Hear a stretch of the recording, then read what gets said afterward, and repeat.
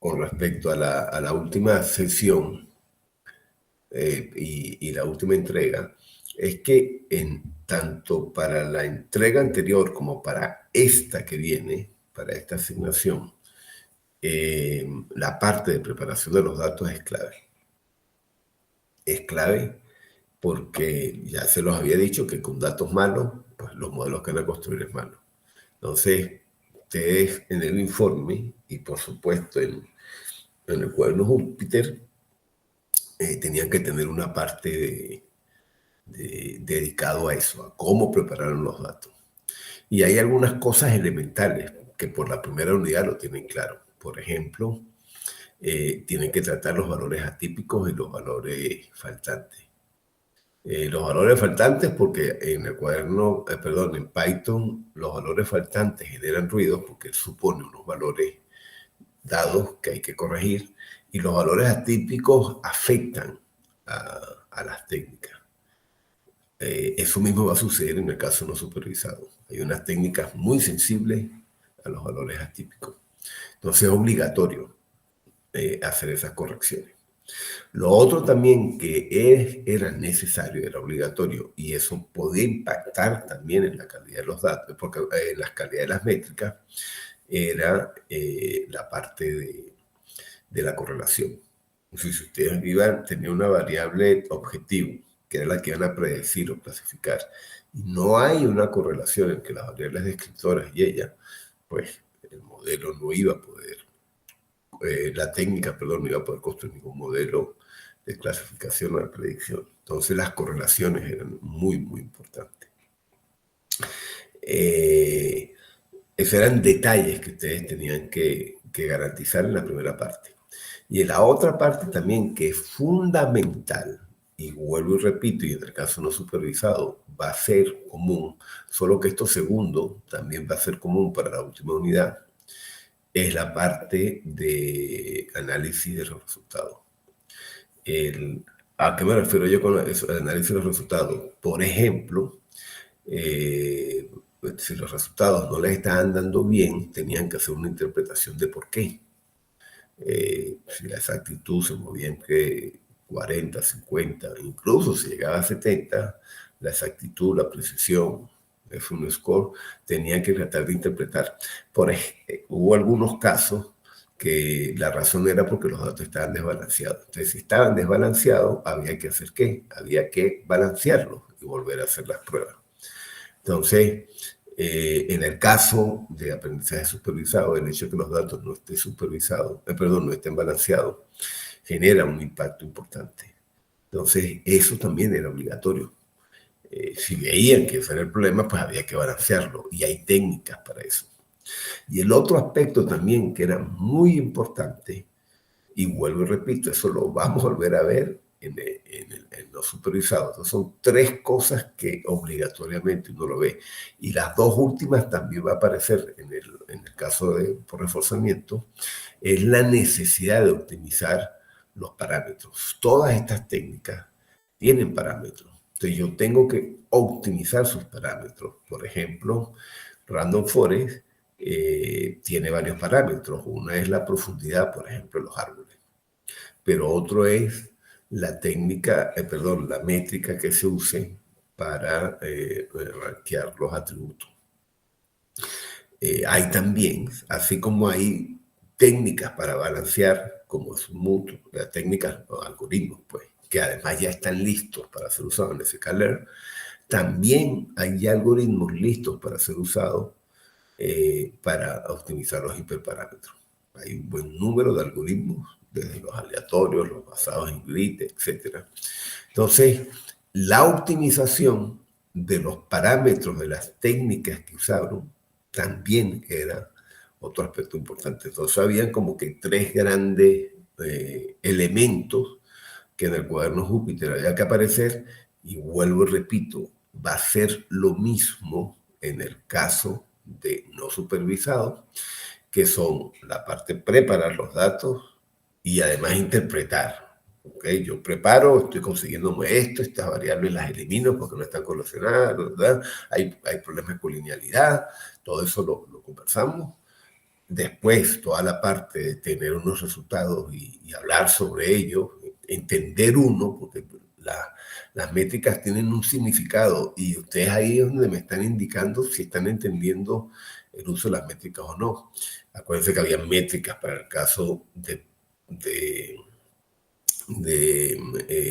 predicción que son totalmente distintas al caso de clasificación. Todavía hay que usar las métricas adecuadas. Cuando era predicción, yo estaba obligado a usar, por ejemplo, el R² o el error medio cuadrático. En el otro caso usaba las que ya he comentado de precisión y exactitud. Y finalmente el proceso que usaron para optimizar esos parámetros. Entonces, lo comento para que en la siguiente iteración, pues vuelvan a tener cuidado de considerar esas tres cosas. Esas tres cosas, ya después cuando vayamos al último, pues ya les comentaré cuáles son en el último unidad las necesarias, pero para el siguiente esos tres aspectos de nuevo pasan a ser fundamentales.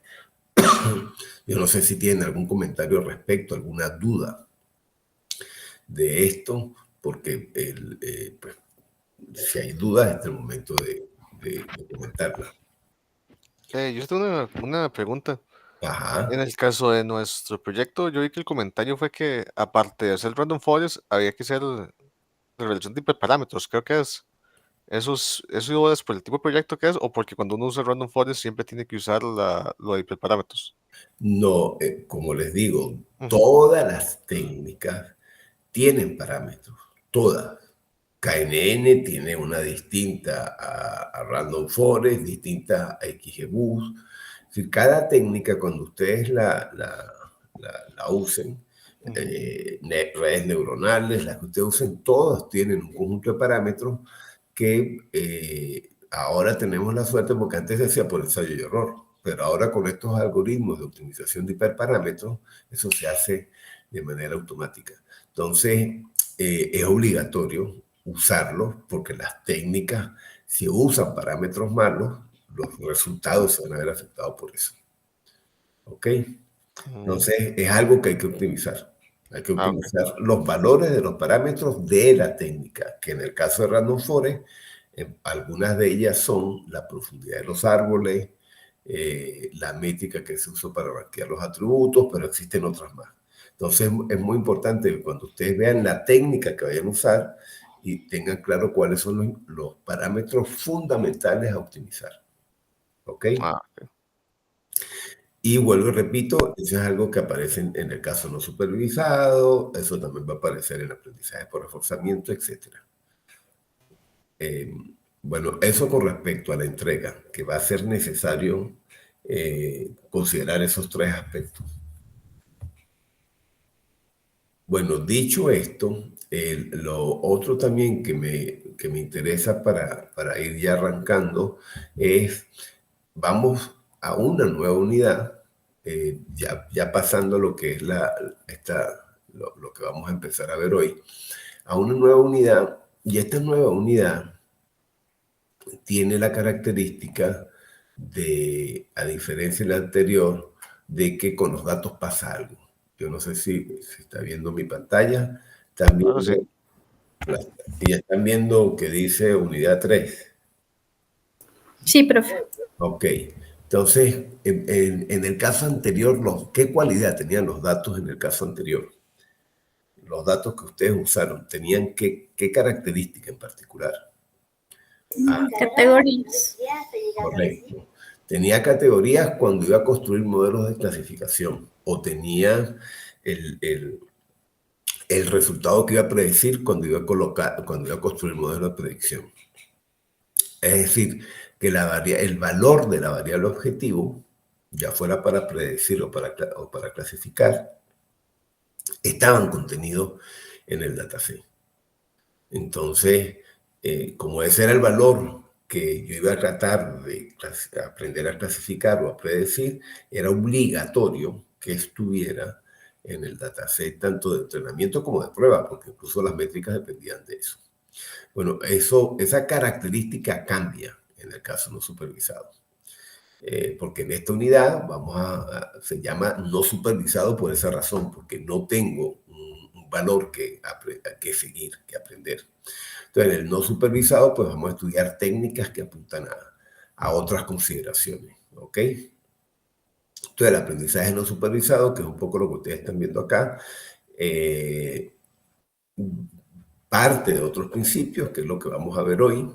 Hoy vamos a ver los principios de base del aprendizaje no supervisado y vamos a ver un primer grupo de técnicas. El aprendizaje no supervisado, además las tiene bien clasificadas, los diferentes tipos de técnicas o de métodos de aprendizaje. Y hoy vamos a ver los basados en distancia. Eso es lo que vamos a ver. Para que la semana que viene, pues veamos los basados en otras características, particularmente los basados en densidad, los que vamos a estudiar.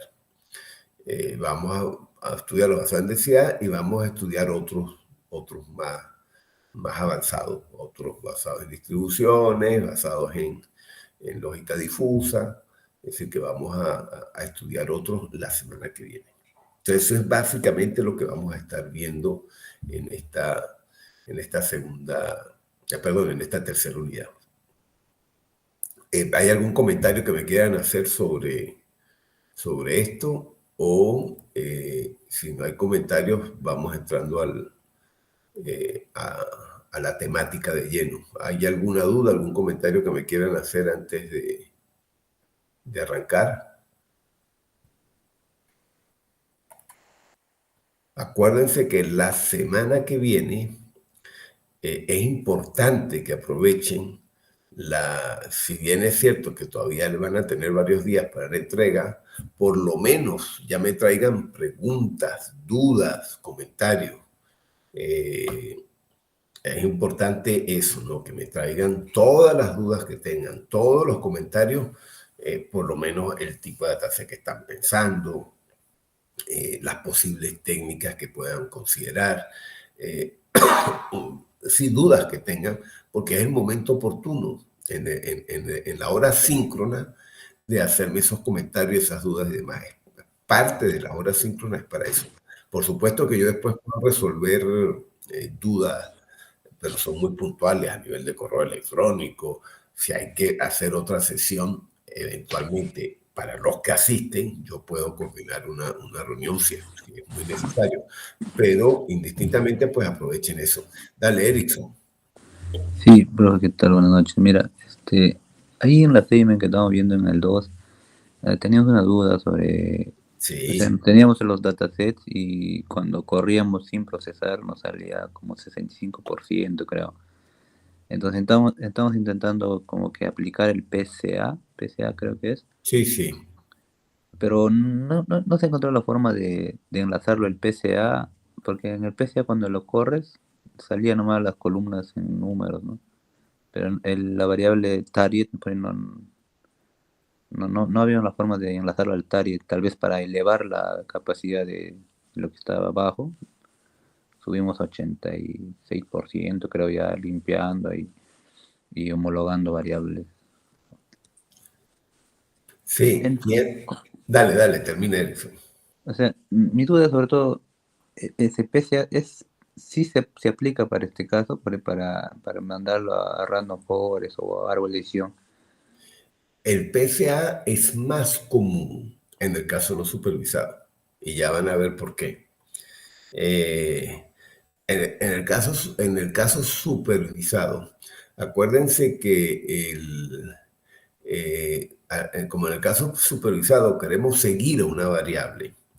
En el caso que yo hago una reducción porque finalmente esto es una reducción de variables con el PCA, esa reducción de variable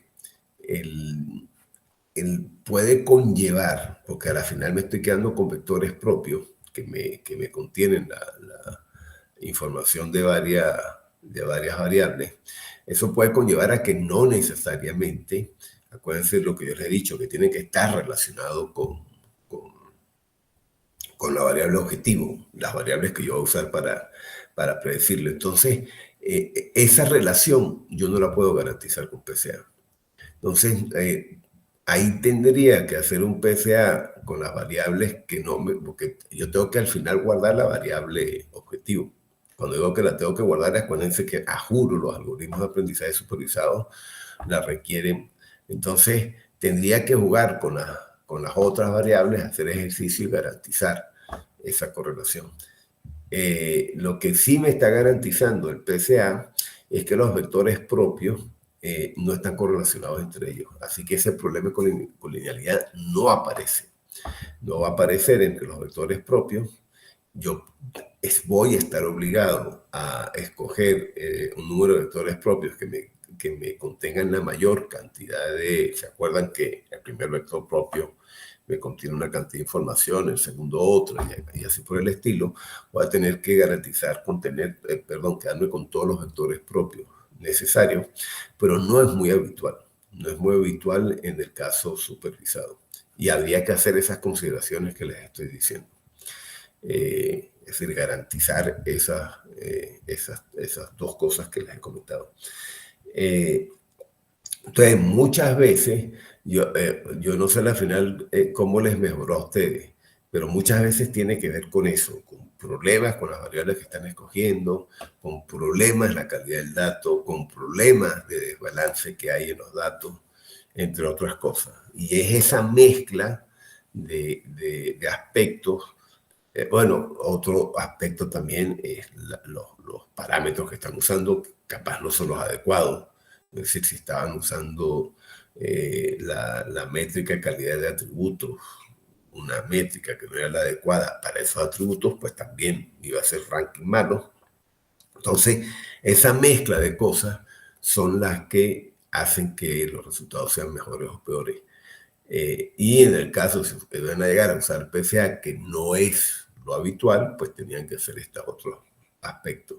Entonces, en el caso que ustedes mejoraron, supongo que fue porque hicieron alguna de estas cosas con respecto a los resultados iniciales. ¿Se acuerdan qué hicieron en particular que les mejoró los resultados? Sí, ¿qué estaban ahí? Formatear. Estoy pensando. Me acuerdo que comencé a hacer todo el proceso de limpieza de datos. Creo que mejorar eso nos ayudó bastante. Hacer sustitución de los valores que estaban como más Atípico. atípicos, exactamente. La sustitución, Ajá. eso nos ayudó un montón. Y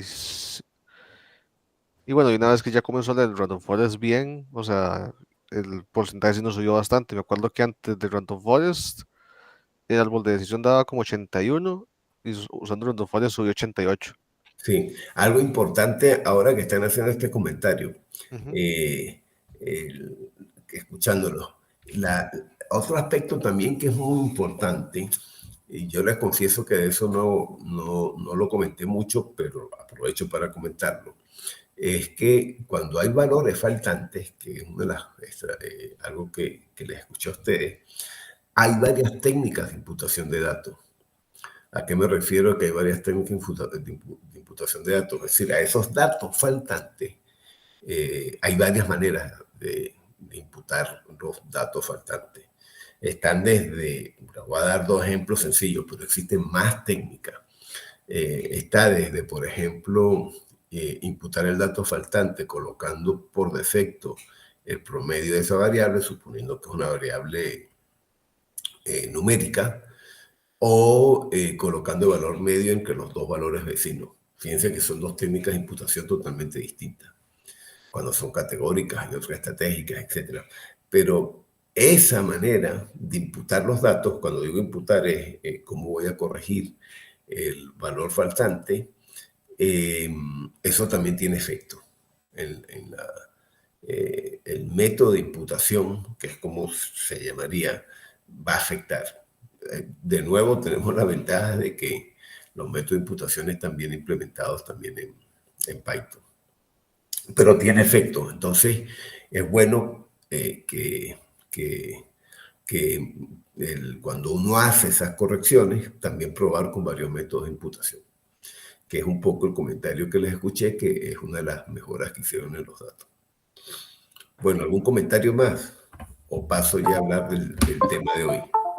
El otro que levantó bastante también es la normalización, ¿no? Estar 0 y 1, creo, las variables, o sea, los valores. Y eso Ya. levantó. Sí, y vamos también hoy les hablaré un poquito del tema de normalización. Bueno, vamos a arrancar. Cualquier duda que tengan, volvemos a hablarlo, pero vamos a arrancar ya con la sesión de hoy. Y la gran diferencia método no supervisado, supervisado, es que ya yo no tengo datos etiquetados. Fíjense que aquí los tengo bien etiquetaditos.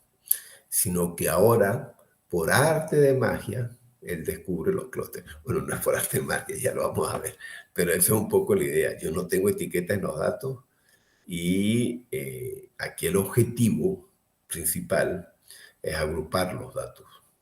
Agrupar, a gran diferencia de esto, que es predecir las clases, las categorías. Aquí es agrupar los datos. Entonces, esa agrupación, fíjense que aquí de nuevo yo tengo datos por acá y datos perdidos, llamémoslos así. Entonces, esta agrupación viene dado porque estos datos, si yo agrupo estos datos, porque ¿qué cualidad tienen este grupo de acá?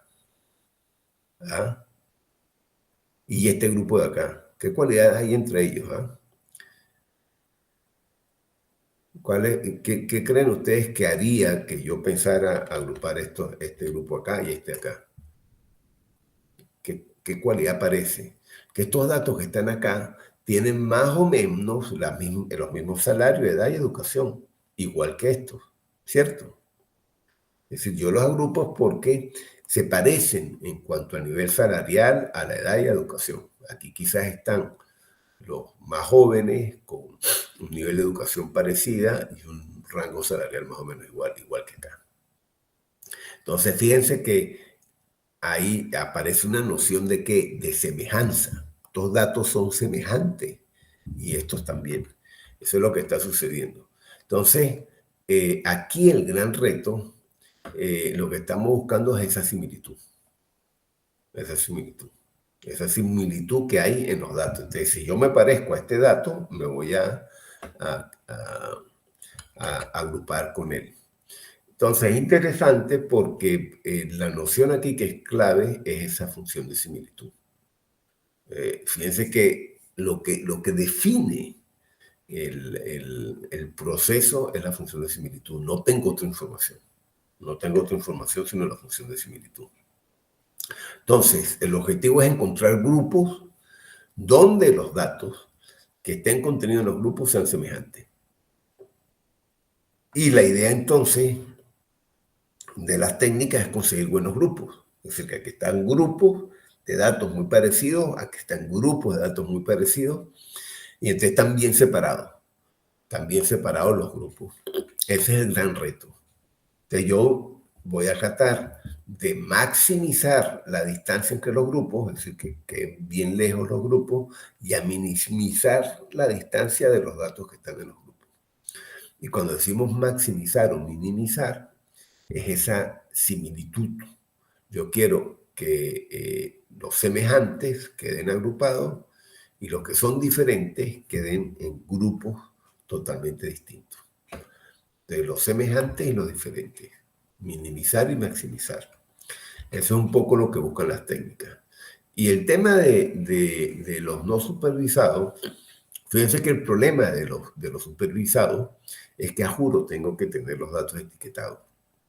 De hecho, en algunos casos, yo estoy obligado a etiquetar los datos. Y el problema el etiquetado de los datos es un problema. En ciertas aplicaciones estoy obligado a etiquetar los datos. Hay técnicas para etiquetar y eso en algunos contextos, si quiero usar supervisado, pues tengo que pasar por esa parte de etiquetado. En el caso de clustering, no. No, es una gran ventaja. Entonces, ya puedo tomar el dato naturalmente. Y al poder utilizar el dato naturalmente, pues es una gran ventaja. Un primer ejemplo muy sencillo es, supongan, artículos de noticias. Artículos de noticias, y esos artículos de noticias yo los puedo caracterizar a cada documento en función de las palabras que usan. de las palabras más comunes y eliminando, por ejemplo, los artículos, los adjetivos. Entonces me quedo solamente con los nombres, me quedo con los verbos y en función de eso calculo su frecuencia, aunque hay una métrica mejor que vimos en la clase anterior. Para el caso de los documentos, ¿cuál era esa métrica? Que me permitía detectar las palabras claves en un documento. El procesamiento de lenguaje natural. Correcto. Pues había una métrica que era muy buena del procesamiento de lenguaje natural, ¿se acuerdan? Que es basado en la frecuencia, pero además también considera otra variable. Era TFF y DF, ¿se acuerdan? TFF y DF es muy parecido a la frecuencia, pero él considera otros aspectos. Entonces, estas métricas lo que me permite TFF y DF es determinar las palabras claves en un texto. También está BM5, pero nosotros vimos particularmente TFF y DF. Bueno, pero suponiendo que yo uso alguna de estas técnicas, un algoritmo, si lo que queremos es agrupar las palabras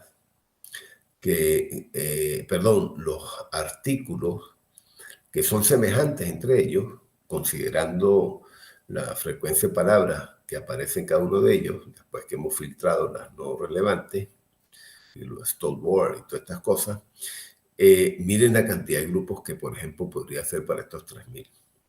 Entonces, por ejemplo, del área deportiva hay 73 artículos. ¿Ustedes por qué creen que en deportes hay tanto? Por dar ejemplo hay 73, el que uno diría, bueno, en deportes debería tener un grupo, dos, tal, pero no, terminan habiendo 73. ¿Por qué creen? Por la variedad de deportes que pueden haber. Bueno, y por la variedad de temas deportivos. Primero porque pueden haber muchos tipos de deportes, no lo mismo béisbol que fútbol. Pero incluso suponiendo que en fútbol la realidad futbolística en México es distinto a la chilena, por dar un ejemplo, ¿no? O a la peruana, o a la de Miami, ahora con el Inter de Miami. Entonces, o la de España, o la inglesa. Entonces, todos estos números están hablando seguramente de que eran artículos que estaban bien. La similitud entre ellos venía dado por diferentes aspectos. Sí, Entonces, como que hay más, ¿cómo se llama? División de características, o sea, hay claro, como, hay mucha clasificación que se puede hacer. claro. Claro, entonces yo ya puedo hacer una diferenciación, esa medida de similitud en particular, porque la medida de similitud es la que me va a hacer sensible a la definición de más grupos o no. Entonces, por eso es que es importante esa métrica. Que en este caso, pues fue, como dijimos, la frecuencia de palabras comunes. Bueno, dicho lo anterior, como es costumbre, van a haber dos aspectos importantes que ya lo vimos en el caso de aprendizaje supervisado y en el caso no supervisado también va a aparecer. Un primer aspecto son los métodos o las técnicas que se pueden usar para el aprendizaje no supervisado. Y lo segundo, las métricas de calidad. ¿Se acuerdan? Fueron dos grandes cosas, métodos y métricas. Aquí va a ser igual. Entonces vamos a tener varios métodos. Lo que es interesante de estos métodos es que aquí sí existen como clases de métodos bien diferenciados, que en el otro caso no existían. Existían muchos métodos, pero no se podía hacer una clasificación, que en este caso sí. Estos métodos, algunos son más escalables, algunos pueden usar ciertos tipos de datos y otros no. Algunos pueden identificar cualquier tipo de agrupamiento. Hay algunos que tienen más parámetros. Fíjense lo que les dije de outlier. Hay algunas técnicas que no son tolerantes a los outliers. Entonces, si ustedes les dejan los ruidos, los valores atípicos metidos, la técnica se va a estrellar. Entonces, tienen que tener mucho cuidado. La manera como se presenten los resultados es muy sensible. Hay algunos que tanto en el caso supervisado como en el caso no supervisado, hay una nueva área que ha aparecido muy fuerte dentro de la inteligencia artificial que tiene que ver con la explicabilidad de la inteligencia artificial. Bueno, cuando digo nueva área ya tiene unos 3, 4 años. Y la explicabilidad de inteligencia artificial es tratar de entender por qué, por ejemplo, se da tal resultado. Entonces, hay métodos que son caja negra. Por ejemplo, una red neuronal es una caja negra, te predice algo, o una técnica de deep learning. Entonces, los métodos de explicabilidad han aparecido para tratar de entender por qué sea un resultado. Es uno de los temas en los cuales estos últimos años yo he venido investigando sobre métodos para darle explicabilidad.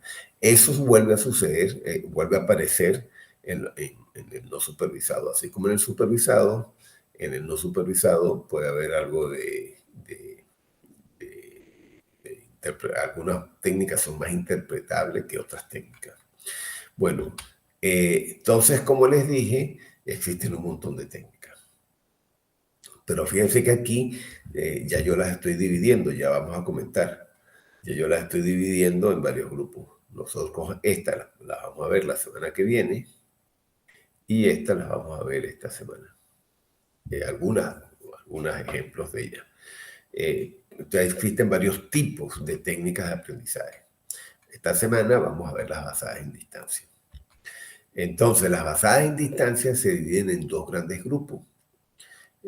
Una se agrupan en un enfoque que uno llama jerárquico, porque va construyendo de forma jerárquica la solución, y otra que va construyendo particiones de datos. Entonces vamos a ver ejemplos de particiones y de jerárquico. A grosso modo, entonces, cuando decimos particiones, es eso, que voy construyendo grupos, voy a partir los datos en grupos, mientras que el jerárquico lo va construyendo el agrupamiento. Vamos a ver la gran diferencia a la hora de funcionar de estas técnicas. Entonces, en el caso de partición, fíjense que aquí yo tengo, dependiendo de la noción de similitud, si aquí la similitud fuera de una manera, él me va a hacer una partición distinta si fuera de otra. Por ejemplo, en este conjunto de datos, si la partición fuera el sexo, me va a hacer una clasificación distinta, así si la partición fuera la edad, que va a ser distinta así mezclo las dos, que va a ser distinta así, por ejemplo, considero la actividad principal y así por el estilo. Entonces, fíjense que yo puedo hacer un montón de particiones en función de la similitud. Y eso me construye particiones distintas o me va permitiendo unir de manera distinta. El jerárquico construye el árbol. El árbol es que me va uniendo en cada iteración aquellos dos datos más parecidos. Entonces, bueno, ya lo vamos a ver con más calma cuando veamos las técnicas. Ahora, si se dan cuenta, en todas estas, el elemento fundamental es la medida de similitud. Ya lo vimos al inicio cuando hablábamos del salario, la edad, que eran los criterios que a mí me servían para unir los datos. Entonces, la medida de similitud es fundamental porque va a ser la razón para yo hacer la unión. Por ejemplo, aquí yo tengo una métrica de similitud que para estos dos me daría este valor, o para estos dos me daría este valor. Entonces, la métrica de similitud siempre va a ser un primer elemento que ustedes deben reflexionar, que deben pensar. ¿Cuál es la medida de similitud que yo voy a usar? Porque me va a afectar la calidad del resultado que voy a tener. Entonces, es un primer aspecto que es muy importante en el ámbito. Cuando yo les digo datos cercanos o datos lejanos, es en base a la medida de similitud. ¿Se acuerdan cuando dijimos minimizar la distancia entre los datos de un mismo grupo y maximizar la distancia entre los datos que están en diferentes grupos? Es la medida de similitud la que yo tengo en mente. Entonces, esta métrica es fundamental porque es la que me está diciendo si dos datos están cercanos o si dos datos están lejanos. Y esa métrica es algo subjetivo. Somos nosotros cuando diseñamos el problema a resolver que estamos definiendo esa medida de similitud. Ustedes A veces por defecto uno la puede pensar, pero a veces hay que definirla. Entonces, es bueno cuando hagan trabajo alrededor de aprendizaje no supervisado, si hay que hacer explícito la medida de similitud, pues dejarlo claro. Esta es la métrica de similitud que estamos haciendo porque es la que se vincula a el problema que estamos resolviendo. Ahora, fíjense que las métricas de distancia, si yo tengo, fíjense que aquí yo tengo K variables. Aquí tengo un dato A y un dato B, y cada uno tiene K variables, porque son K las variables que caracterizan a mi dataset. Entonces, la medida de similitud es comparando la primera variable de cada dato, la segunda variable, hasta comparar la K variable. Si yo estoy haciendo una comparación variable a variable y estoy calculando las distancias entre ellas. Entonces, para calcular esa distancia yo la puedo hacer de diferentes maneras. Aquí está la de Manhattan. Fíjense que aquí tengo a A y a B, que son los dos datos que tengo acá, o a X y a Y, es lo mismo. Y en este caso, bueno, en esta expresión estoy diciendo que tengo no K, sino J variable. Entonces, fíjense que es una diferencia cuadrática. Y la puedo hacer, la más común es la euclidiana. Pero este es un buen ejemplo de un parámetro que hay que optimizar. Fíjense cómo puedo tener la de Manhattan, la de Chebyshev y la euclidiana, y hay más. Hay más. La de Chebyshev, acuérdense que esta expresión, todas son distintas. Tengo la de Mahalanobis, que me considera otros aspectos. Bueno, está la de Minkowski, que es totalmente distinta a la de Manhattan y a la euclidiana. Acuérdense que la de Manhattan es esta y la euclidiana es esta. Y fíjense que si en un ejemplo dado, cómo estas métricas me darían valores totalmente distintos. ¿Qué significa? Que la métrica de similitud que yo estoy usando puede afectarme la calidad de los resultados. Entonces, ese es un parámetro que eventualmente yo tendría que optimizar. Tendría que buscar cuál es la métrica de distancia adecuada que yo debo considerar en el momento dado. Entonces, eso es un primer aspecto a considerar. Lo otro es que... Una pregunta. Dale. Sí, entonces, básicamente, si esto, digamos, define tanto cómo se toman las decisiones para decidir como cuál medida de similitudes, o sea, hay como todo un proceso antes de tomar la decisión. Claro, acuérdense que por eso está la fase de optimización de hiperparámetros que yo les he comentado. Ujú. Entonces, en esa fase de optimización de hiperparámetros es que se hacen pruebas con estas diferentes métricas de distancia para estar seguro con cuál yo tengo. Acuérdense que yo siempre voy a tener la suerte de que tengo las métricas de calidad, de evaluación de rendimiento. Entonces, en base a ello, yo hago estas pruebas para ver con cuál obtengo mejores resultados, que fue un poco lo que ustedes hicieron. Ah, ok. Ok, acuérdense que ustedes, y eso es básicamente lo que hacen estos algoritmos de optimización hiperparámetros. Claro, ustedes lo hicieron porque había un problema de calidad de los datos. Pero aquí lo que estamos hablando es un problema de optimización de hiperparámetros. Entonces ya hay algoritmos que hacen esto automáticamente. Es decir, que prueban diferentes métricas para escoger con cuál se obtienen mejores resultados. Ahora, lo otro también importante es que fíjense que acá estamos hablando de métricas suponiendo que estos son valores numéricos. Pero yo puedo tener aquí variables, por ejemplo, cadenas de caracteres. Y también vimos que para las cadenas de caracteres yo puedo hallar una distancia.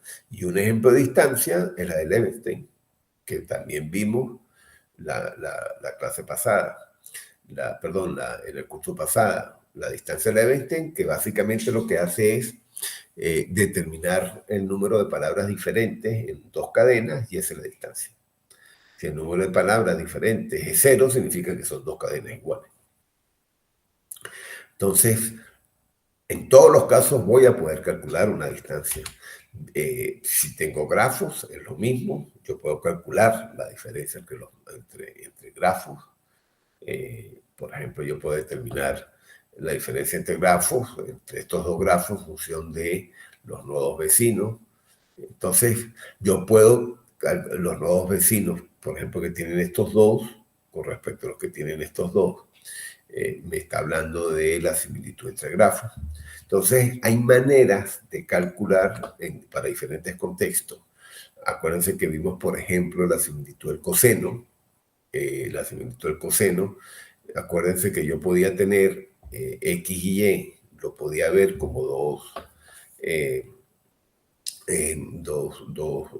dos vectores que lo que me estaban guardando era la información de las palabras que me caracterizaban a mis documentos y la frecuencia con que ellas ocurrían. Por ejemplo, si yo tengo dos palabras, comer y beber, y entonces en un documento cada uno de ellos tenía un valor dado, en uno aparecía 3 veces y en el otro 4 una de las palabras y en el otro 10 y 11, yo ya podía construir una estructura espacial con la ocurrencia de ellos que me iba a ubicar esos dos puntos para cada documento y podía hallar el coseno. Acuérdense que esto lo vimos la otra vez. Entonces, la similitud del coseno lo que me estaba era calculando esos vectores de ocurrencia para la frecuencia y en función del ángulo que se formara, yo podía determinar qué tan parecido era. Si tendía a 0, era porque iba a ser documentos semejantes y si no, no. Entonces, esos son ejemplos de medidas de similitud. Y fíjense cómo he ido cambiando. En este caso, el coseno ya es ya son comparaciones entre documentos y siempre puede hallar una distancia. Este es basado en propiedades. A y B es el número de propiedades, entonces yo puedo tratar de buscar el número de propiedades comunes, como esta, la intersección entre ellas. Entonces, todas estas métricas que aparecen acá, yo no estoy entrando mucho en detalle, pero son métricas que van a depender del problema que estén usando. Fíjense que el coeficiente Jaccard, lo que me está diciendo es si son propiedades, si yo uso la idea de propiedad, o incluso de variables comunes, entonces aquí está la intersección de las variables comunes dividido por la unión de variables. Entonces, fíjense que si las variables comunes son las mismas, y ahí ya no estoy calculando distancia por variables, sino hablando ya de manera más genérica, si el número de variables son las mismas, este valor va a tender a 1. En cambio, si la intersección es muy pequeña, si tiende a 0, fíjense que esta similitud va a tender a 0. Eso significa que están usando variables completamente distintas. Entonces, yo puedo repensar mi medida de similitud en función del problema que estoy atacando. Entonces, las posibles métricas son muy variadas y es cuestión de interpretarla en función del contexto en particular. Pero, como les digo, es muy importante ese análisis de cuál es la métrica adecuada. Puedo considerar variables numéricas, variables categóricas de manera grupal, como las últimas, cuando les hablé del caso de Jaccard. Entonces yo tengo que hacer una valoración de cuál es la métrica adecuada para el problema. Ahora, esas medidas son relevantes, claro, porque fíjense que es la que me va a permitir hacer los agrupamientos. Y además de hacer agrupamientos, después calcular cosas como esta. Fíjense que aquí yo estoy calculando la distancia mínima entre dos clústeres. Aquí tengo un grupo y aquí otro, esta es la distancia mínima. O la máxima. De esa métrica de similitud me está permitiendo hacer estos cálculos. O fíjense que aquí está la promedio. Y la promedio es todas las variables con todas las variables. O los centroides. Fíjense que acá, el centroide, que es un concepto nuevo que aparece acá, es el punto medio del clúster. El centroide es el elemento que está en la mitad de todo ello, es decir, que yo puedo calcular ese centroide. Y puedo calcular la distancia entonces entre los centroides. Entonces miren tipos de medidas que ya puedo calcular en función de la medida de similitud que esté utilizando. Bueno, un poco lo que hemos dicho acá. Más corto, más largo, promedio y el caso de centroide. Y esto es importante porque van a ver que en los clústeres jerárquicos, el titulito que ustedes ven arriba, este es un parámetro que uno también escoge. ¿Cuál es la distancia para calcular la diferencia entre clústeres. Puedo usar el promedio, puedo usar el centroide, o puedo usar la mínima o la mayor. Bueno, otro aspecto importante que también Erickson lo comentó para el caso anterior y que ustedes lo utilizaron, pero que acá es fundamental, es el tema de normalizar. En este caso, en particular, en el agrupamiento, la necesidad de escalar las magnitudes es crucial. Y es crucial porque, fíjense, si yo no lo hago, estamos hablando de medidas de distancia. ¿Se acuerdan la distancia euclidiana, por decir algo?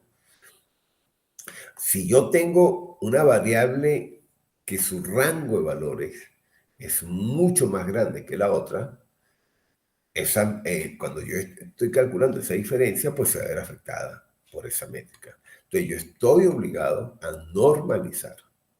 A normalizar, ese es un paso obligatorio, porque si no va a afectar los resultados.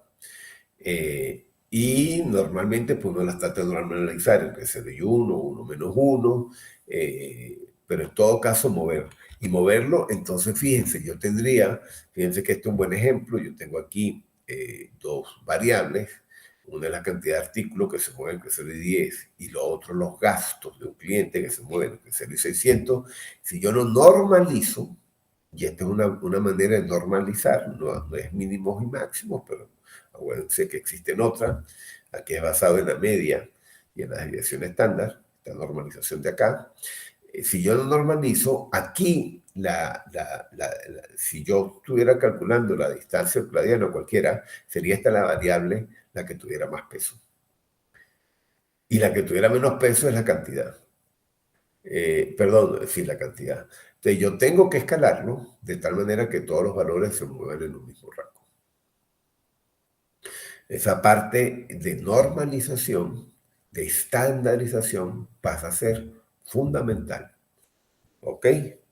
En este caso, porque si no va a haber problema. Entonces, todo esto que les estoy comentando forma parte de la fase de preprocesamiento de datos. Todo esto que estamos hablando, de determinar, escalar, eliminar los ruidos, etc. Bueno, y el otro aspecto que es crucial es las métricas de calidad. ¿Ok? Ese es el otro gran valor importante. ¿Por qué? Porque tenemos que evaluar la calidad de los modelos. El modelo de agrupamiento yo tengo que estar seguro y tengo que interpretar los resultados. Fíjense que aquí ya van a ver que podemos hacer ciertas interpretaciones que se nos facilita por el contexto, pero la interpretación pasa a ser un elemento fundamental. Igual que antes, pues tengo métricas de calidad que requiero. Entonces yo puedo, si en algunos casos, para el tema de agrupamiento, yo puedo usar, si tengo, ojo, no, como les he dicho, no es necesario, no es obligatorio, pero si tuvieran los datos etiquetados, pues ¿por qué no uso eso? Entonces puedo tener criterios que uno llama externos, usando métricas que me permiten explotar eso.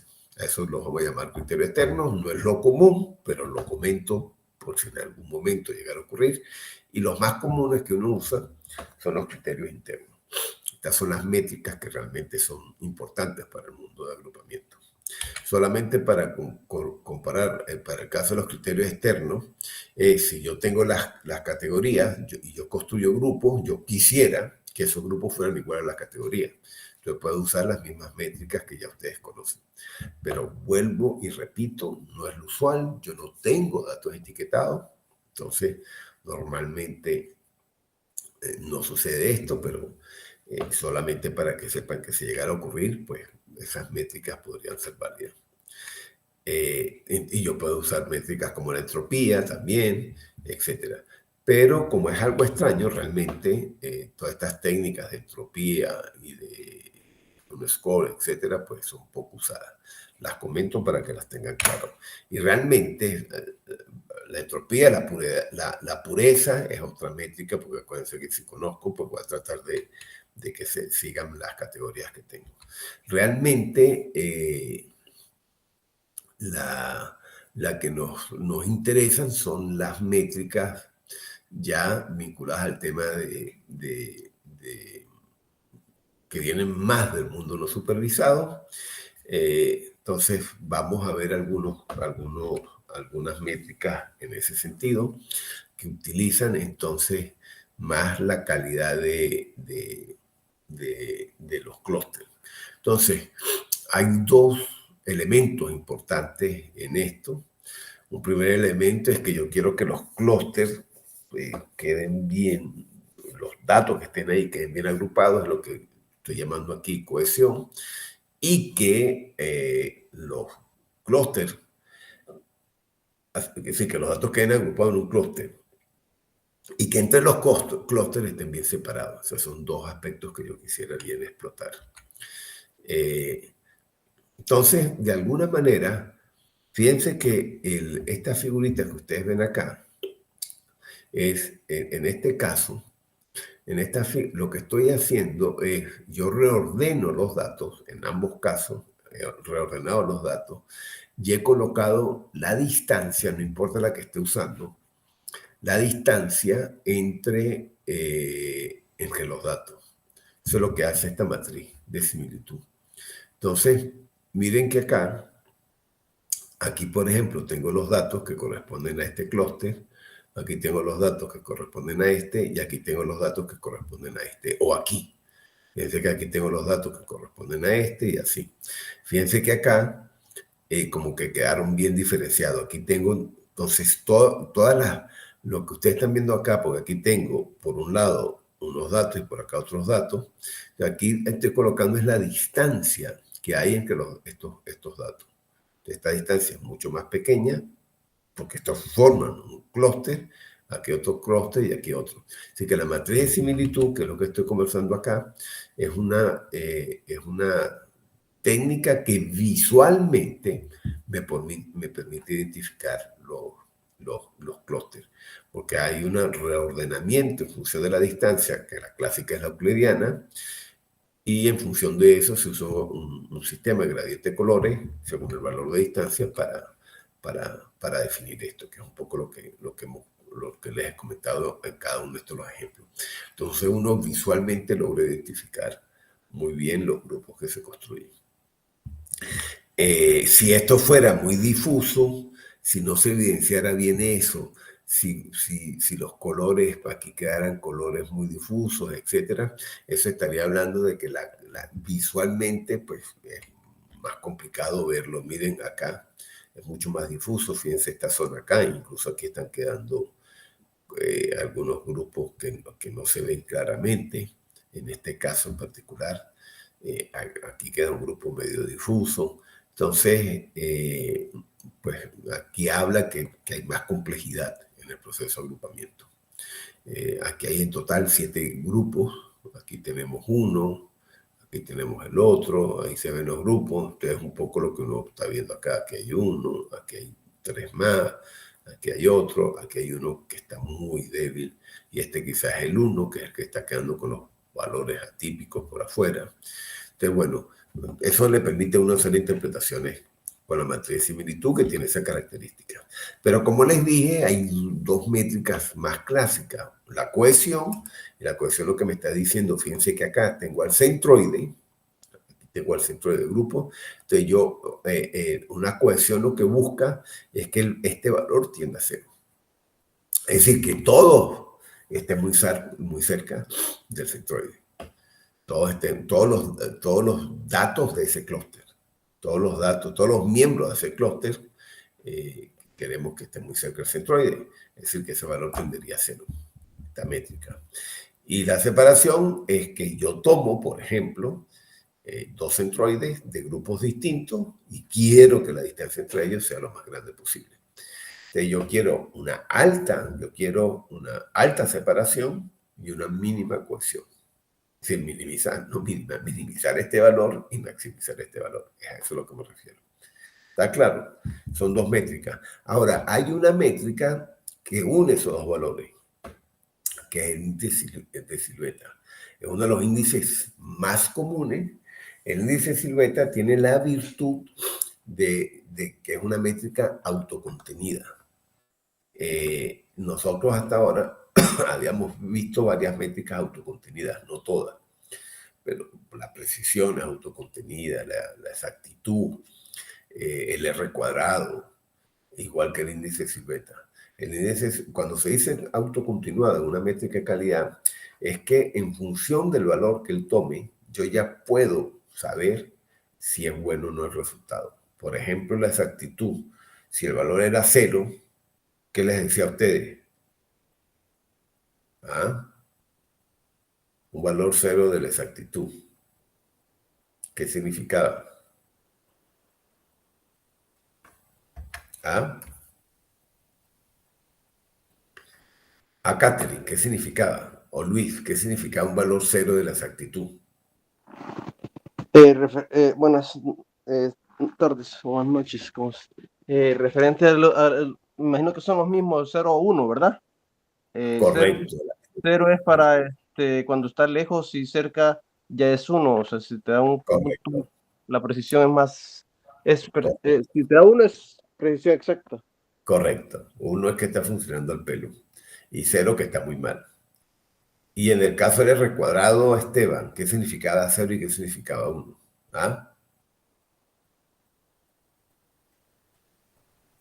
¿Se acuerdan qué significaba el 0 o el 1?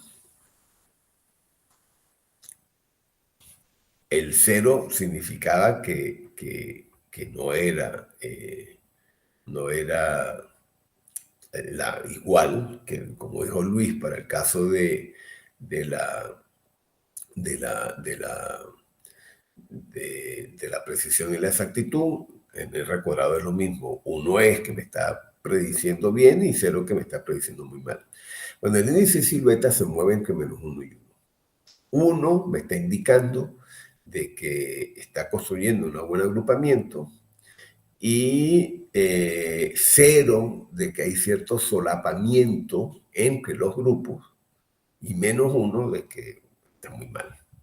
Pero fíjense que aquí ya hay un valor de 1, un valor de 0 que me está indicando algo en particular y un valor de -1. Entonces se mueven entre esos tres. Entonces, el índice de silueta es muy utilizado para estos métodos basados en distancia. Además están unas métricas mejoradas del índice de silueta, como es el SINA. Pero es basado en ese silueta, lo que hace es que calcula en la parte superior la distancia entre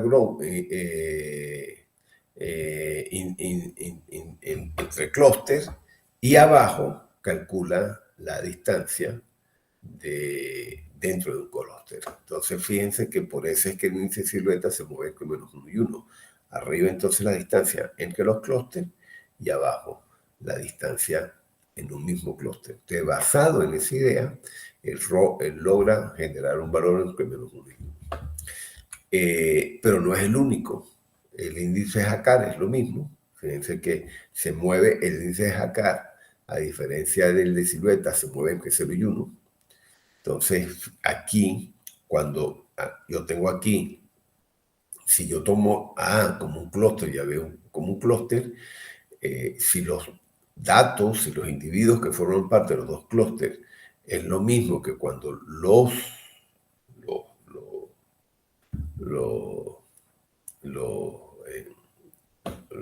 1 es porque es un mismo clúster, mientras que si ese valor tiende a 0, estamos hablando de dos clústeres totalmente distintos. Entonces el índice de Jaccard también me sirve para determinar esa distancia entre dos clústeres.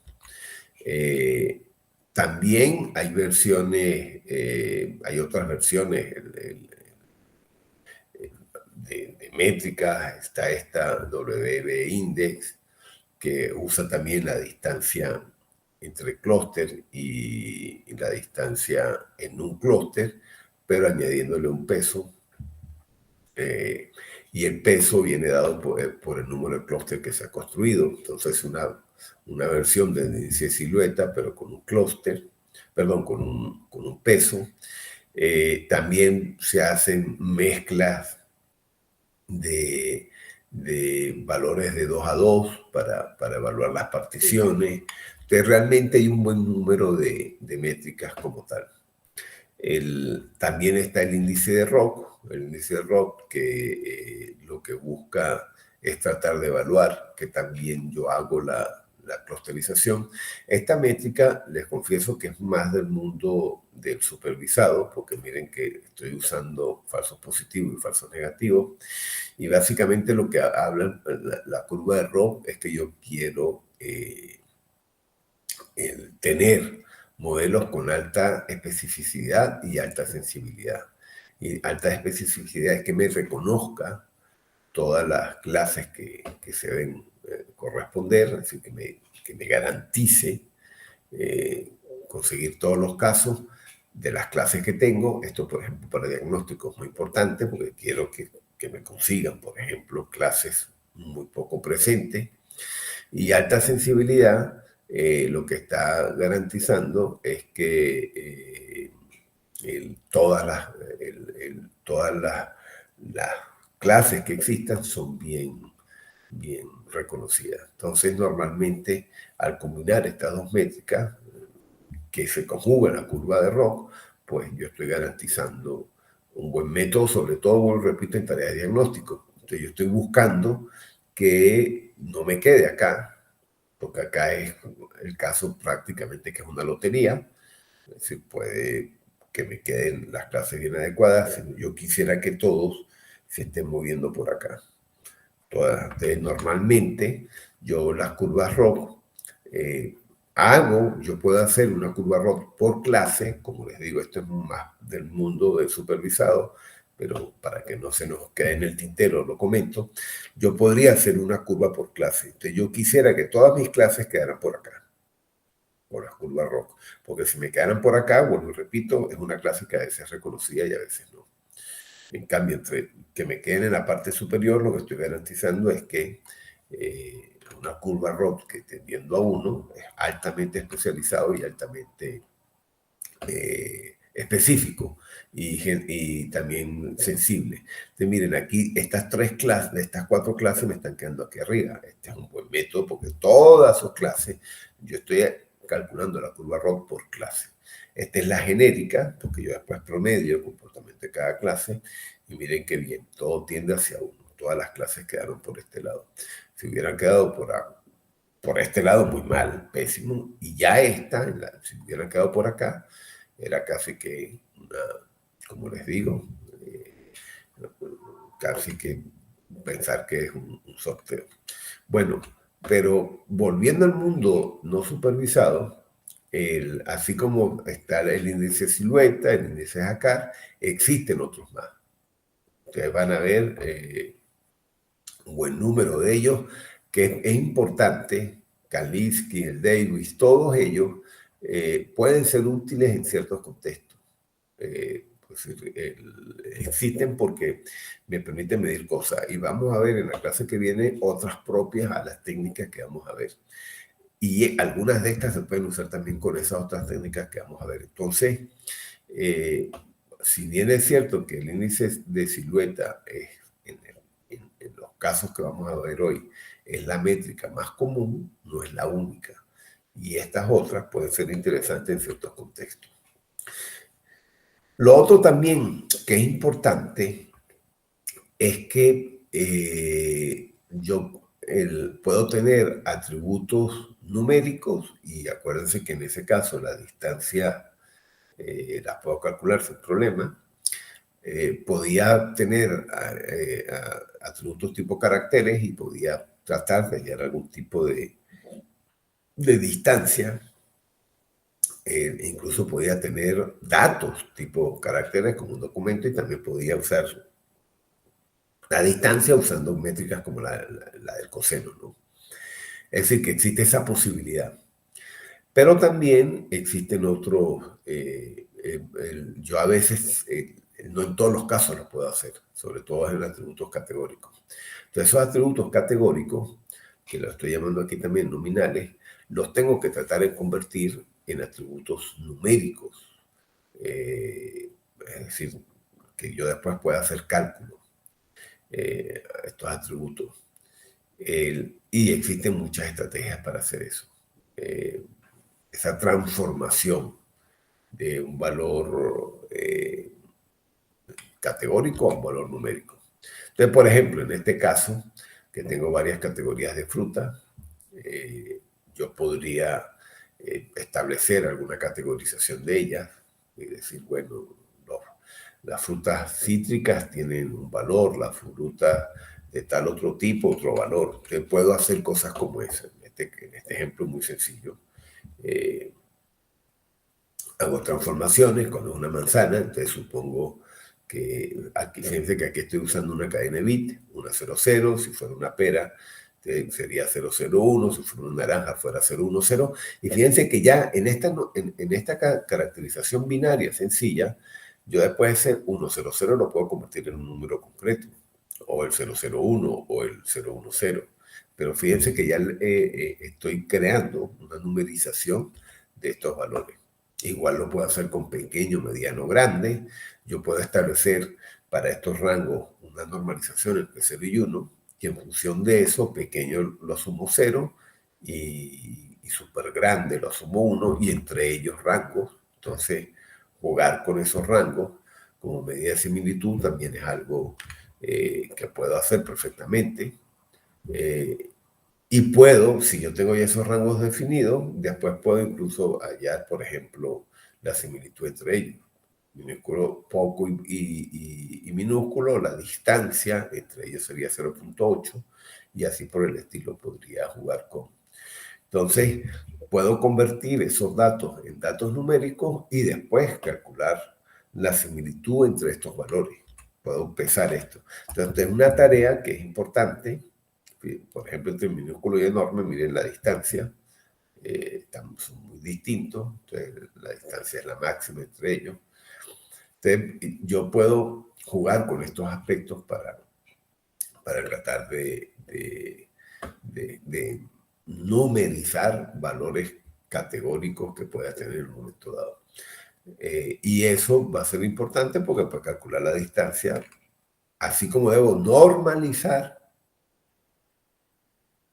algunas variables, voy a tener que numerizar otras variables, en este caso las variables categóricas.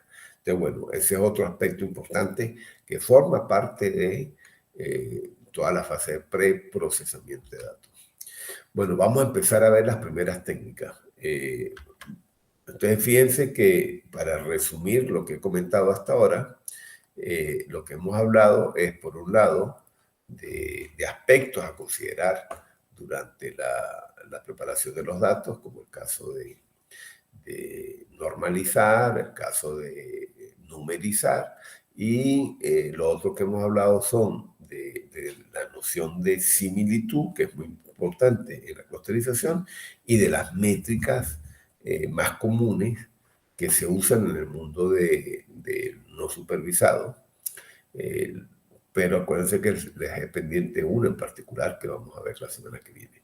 Entonces, vamos ahora a hablar de algunas técnicas de no supervisado. Y las que vamos a ver esta semana son las basadas en distancia. La primera que vamos a ver es jerárquico. Entonces, el jerárquico construye un árbol jerárquico. Yo aquí lo que estoy teniendo son datos. Fíjense que aquí tengo 2 datos. Bueno, en este caso tengo 4. Pero la agrupación comienza por los 2 datos más cercanos. Agrupo estos 2, después agrupo estos 3, que son los más cercanos, y después agrupo los 4.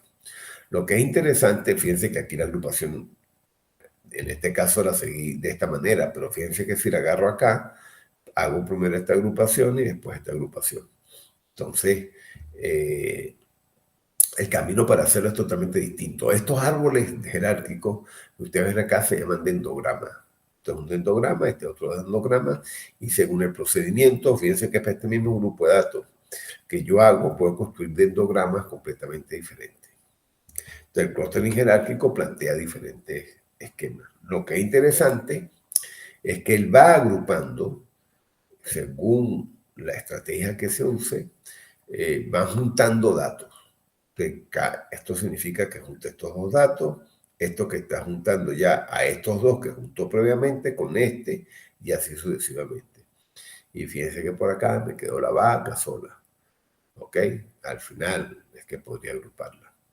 Pero es un poco lo que va haciendo. Va construyendo un árbol jerárquico de abajo hacia arriba. Entonces, él logra construir cosas así. Fíjense que aquí está un grupo bien diferenciado de este. De aquí estaría el pedazo del árbol jerárquico que me representaría este grupo, y aquí tengo el otro pedazo. Entonces, el dendrograma perfectamente me permite diferenciar a estos grupos. Muy bien, los permite diferenciar. Los dendrogramas también permiten determinar estos ruidos. Permiten aislar esos ruidos. Fíjense que aquí estarían los dos grupos y este señor va a quedar aquí afuera, completamente bien detectado el ruido que había en los datos. Son cosas que perfectamente se pueden hacer. Ahora, hay dos grandes métodos en los jerárquicos. Los aglomerativos, que comienzan de abajo hacia arriba, te van aglomerando, vas juntando dato por dato, o subclúster que se van formando, y los divisivos, que es de arriba hacia abajo, es decir, que van dividiendo. Parten por un clúster gigante y los van separando. Entonces tengo los dos caminos, o los voy juntando o los voy separando. Ejemplo de aglomerativo es este caso, y ejemplo de divisivo es este otro caso. Entonces, en el divisivo, como les digo, yo parto de todo el clúster y entonces empiezo de este clúster general decir, bueno, ¿cómo lo parto? Como es por similitud, construyo dos grupos, dos subgrupos con los datos más semejantes, que es lo que estaría haciendo acá. Después, en este caso, lo mismo, lo vuelvo a partir en dos subgrupos. En el caso aglomerativo es al revés. Tengo todos individualmente y empiezo a decidir cómo juntarlos. Primero junto estos dos, después porque son los más semejantes, después junto estos dos porque son los más semejantes, y así voy. En ambos casos, tanto aglomerativo, que es de abajo hacia arriba, o divisivo, de arriba hacia abajo, tengo que decidir cuándo paro. Tengo que tener un criterio de parada, porque ese criterio de parada es el que me va a decidir el número de clústeres con los que me va a quedar al final. Por ejemplo, si paro acá, estaría construyendo dos clústeres en este caso. Si paro acá. Si voy subiendo así y paro acá. Si parar acá, son tres clústeres. Y si voy bajando, pues si paro acá, construí, en este caso, este clúster y este otro. Entonces, es muy importante escoger. Ahora, algo también importante es que hay un montón de parámetros. En el caso aglomerativo, si cuando voy de abajo hacia arriba, un primer elemento es la función de cómo voy a calcular la distancia entre los grupos. Entonces, la puedo hacer por la función máxima, ¿se acuerdan? Los dos datos más lejanos, la mínima, los dos más cercanos, el promedio, el centroide o al azar. Y en el caso aglomerativo, miren cómo afecta. Aquí estoy escogiéndolo al azar, aquí en promedio, para este agrupamiento, y aquí el mínimo. Entonces, en cada caso, el dendrograma que se construyó solamente cambiando esta variable, que es propio de los aglomerativos, como Diana, pues miren cómo cambia. Aquí hay muchos ejemplos. Este es el máximo, aquí otra vez el promedio, aquí el mínimo. Miren cómo cambia enormemente los métodos jerárquicos. Son muy sensibles, muy sensibles.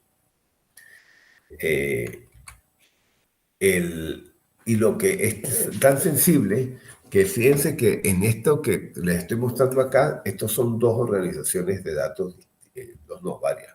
Aquí tengo los datos organizados así, aquí organizados de esta manera, aquí los datos están distribuidos así, aquí se ven claramente tres clústeres, aquí se ven claramente los clústeres, pero organizados de una manera distinta. Y dependiendo de la técnica, acuérdense que lo que estamos diciendo acá es el parámetro de distancia entre los clústeres en cualquier aglomerativo. Y fíjense que acá, usando 4 parámetros distintos, pues funciona totalmente distinto el algoritmo. Con el mínimo me funciona bien para estos 2 casos, pero fíjense que si cambio usando estos otros 3, se estrella el algoritmo, no funciona bien. Pero fíjense que aquí el mínimo no funciona para este. Aquí se me construye bien las clases. Aquí en el azar me halla bien estas clases. El mínimo no lo logra hacer. Y el promedio y el de completo también se medio estrella. Entonces, fíjense cómo esta métrica es muy importante porque me está permitiendo determinar en ciertos casos buenos grupos y en ciertos casos no. Claro, esto también habla de que aquí habría que pensar en otras técnicas en algunos casos. Hay otras técnicas más adecuadas. Pero hay que primero probar con ella y vemos que aquí en este caso funcionó bien este y en estos 2 funcionó bien este. En estos sí funcionaron bien todos, pero cuando no hay que probar con otras técnicas porque me está dando problemas. Bueno, lo otro también es fíjense que como les dije, aquí aparecen bien los 3 grupos. Se ven, aquí hay 3 grupos y aquí hay un grupo, aquí hay otro grupo y aquí hay otro grupo. Entonces, aquí el problema es decidir, esto se hizo con una distancia euclidiana y el cálculo, la distancia, miren los 2 parámetros, la distancia euclidiana como métrica de similitud y el cálculo de distancia entre los grupos es el máximo. Si no hubiera dado otro dendrograma. Aquí entonces hay que decidir dónde yo hago el corte. Entonces, ese corte, fíjense que si lo hago acá, estoy teniendo 2 clústeres. Pero si lo hago acá, estoy teniendo 4 clústeres. Entonces, dependiendo de donde yo haga el corte, el número de clústeres es totalmente distinto. Entonces, yo tengo, después que tengo que construir el dendrograma, tengo que decir dónde hago el clúster. Y eso lo hago en función de nuevo, las métricas de calidad. Tengo que evaluarlas para ver dónde es el corte ideal y en ese punto es que y eso lo hago donde tengan mejor, por ejemplo, los valores de índice de silueta, tengo que ver si es mejor para acá igual a 2 o para acá igual a 4. Y en función de eso sé dónde debería estar haciendo el corte en un momento dado. Porque la altura del corte es el que me está diciendo cuántos grupos al final voy a tener. Entonces, lo que es interesante es que es un proceso que se va haciendo iterativamente, que se va construyendo y que yo en algún momento debería de parar en función de la métrica de calidad que me diga cuánto es el número de clúster adecuados que debería tener para estos casos.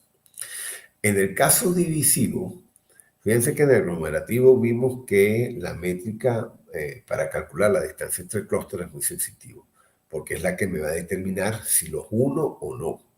En el caso divisivo no, se ve menos afectada por eso. Porque acuérdense que en el caso divisivo lo que estoy es separándolo. Entonces realmente, como en el otro es para juntar, entonces puedo llegar a juntar en el caso aglomerativo clúster de manera distinta si la distancia es mínima, máxima o promedio. En este caso, yo como la división viene dada es por la semejanza mía con mis vecinos, pues realmente la distancia entre clúster no interviene. Y por eso es que no es tan sensitivo a esa métrica. Es la distancia que yo tengo con los mismos míos. Los métodos jerárquicos se les ha introducido algunas mejoras. Chameleon es un ejemplo de mejora.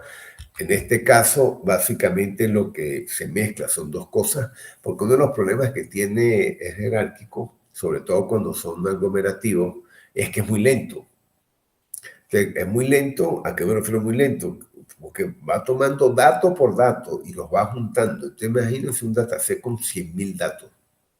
Imagínense el tiempo que se va a llevar, porque es dato por dato que empieza a juntar, hasta construir un dendrograma.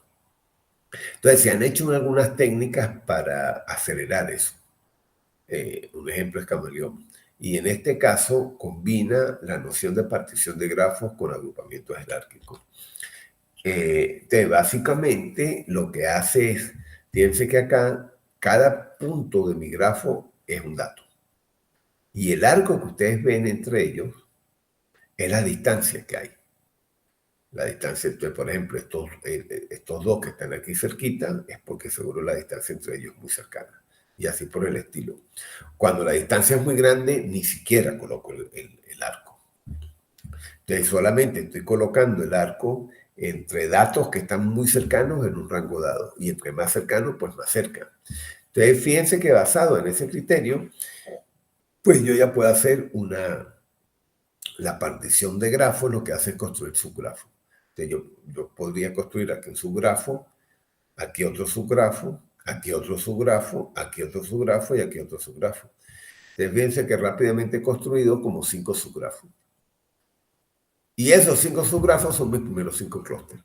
Y a partir de ahí arranca el jerárquico. Entonces, miren cómo lo aceleré. No tuve que arrancar uno a uno, sino que ya arranqué con subgrupos y aceleró mucho el proceso de partición.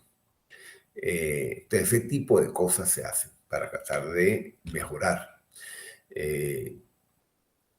Bueno, lo otro es que acuérdense que la métrica de similitud la definen ustedes. Entonces, esta similitud, ustedes la están definiendo acá. Entonces, cuando él empieza a agrupar, la está agrupando en función de esa similitud. Entonces, si en este ejemplo tonto que estoy poniendo acá, que la función de similitud es de similitud de las banderas. Entonces, por supuesto, estas banderas son muy semejantes, todas pertenecen al Reino Unido, entonces todas tienen este símbolo aquí inicial, entonces permite ir haciendo estas agrupaciones fácilmente. Aquí está Australia, aquí tengo otros países del Reino Unido, aquí aparece Inglaterra, entonces miren cómo las va a ir agregando de manera natural. Pero fíjense en esta agregación que hace, son dos banderas que lo único que tienen en parecido son los colores, pero no son parecidos, que son iguales, y las agrupó. O peor acá, fíjense, Nigeria y India, y aquí Irlanda. La fue agrupando porque se parecían estas dos más y después estas más. Entonces, esa semejanza que ustedes hagan, pues hay que tener cuidado, es un poco lo que estamos diciendo. Ustedes tienen que tener cuidado porque puede hacer agregaciones que no tengan sentido. Entonces, la interpretación de los resultados, por eso yo les he dicho que la interpretación, la fase de discusión e interpretación de los resultados es clave. Porque estas cosas son las que uno devela, son las que uno discute en esa parte de discusión de resultados. Y la construcción de la medida de similitud pues va a afectar mucho esto.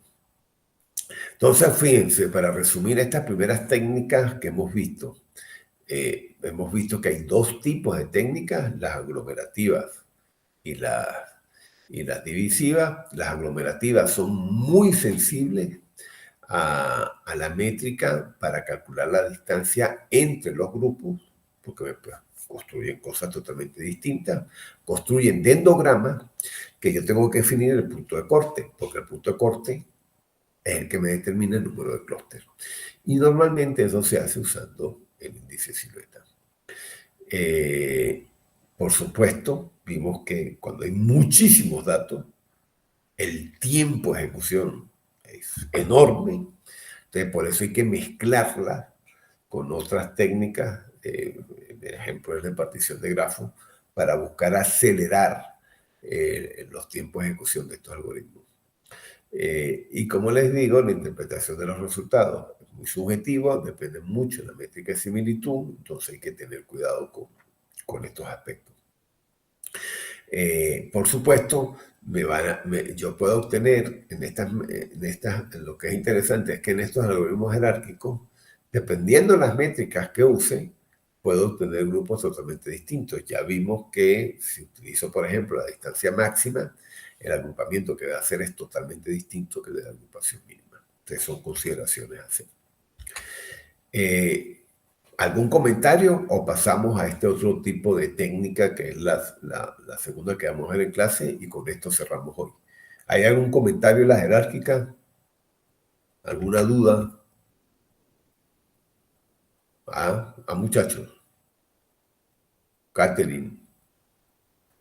Bueno, Esteban. por mi parte, Luis. estoy recordando que esto lo usan en las muestras, no sé si estoy en lo correcto, profesor, para seleccionar, por ejemplo, hogares que tienen similitudes con características similares. No sé si aplicaría esto para el tipo de muestras. Cuando hablas, tú dices para tratar de definir las muestras en encuestas o a ver Ajá, si... correcto, sí, correcto. Ajá. Ahora, te confieso que, claro, para definir muestras en encuestas hay técnicas estadísticas que son, para el cálculo de las muestras, que son mucho más sólidas para esas tareas, ¿no? Porque acuérdate que las muestras tienen que considerar, por ejemplo, aspectos multivariables, rangos. Por ejemplo, si es para la población muestral que se quiere hacer, hay que considerar rangos de edades, rangos socioeconómicos. Entonces, realmente pensar en construir muestras con técnicas de clusterización no es muy común. Es preferible irse por estas técnicas estadísticas, que son técnicas muestreales por naturaleza, las técnicas estadísticas. Esto es más para descubrir